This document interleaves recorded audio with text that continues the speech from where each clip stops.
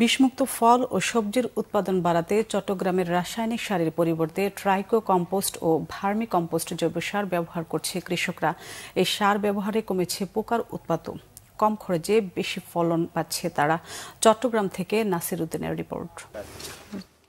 আধুনিক কৃষিতে রাসায়নিক সারের ব্যবহারে পোকার উৎপাত বৃদ্ধির সাথে কমেছে জমির উর্বরতা। ক্ষতিকর সারের ব্যবহার কমাতে উদ্যোগ নিয়েছে চট্টগ্রামের কৃষি বিভাগ। তৈরি হয়েছে প্রায় 200 উদ্যোক্তা।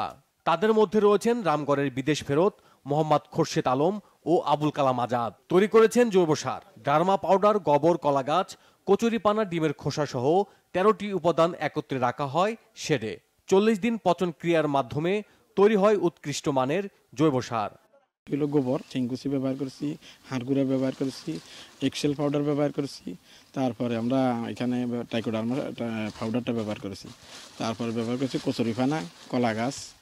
পরিবেশ বান্ধব এবং নিরাপদ এ সার ব্যবহারে বেড়েছে জমির উর্বরতা। বেশি ফলনে লাভবান হচ্ছে কৃষক।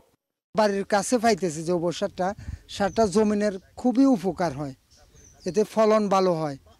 আমরা এটা কাকরোল খেতে, কাগজি বাগানে, তারপর আমাদের গামারি বাগান আছে, সেগুনের বাগান আছে, ওগুলোতে আমরা সবগুলোতে আমরা এখন জৈব সার ব্যবহার করি। জমিনের ক্ষতি হয় না, ফসলের ভালো উপকার হয়। নেই পোকার তেমন উৎপাত, কম খরচে বেশি ফলনে এই সারের চাহিদাও বেড়েছে বেশ।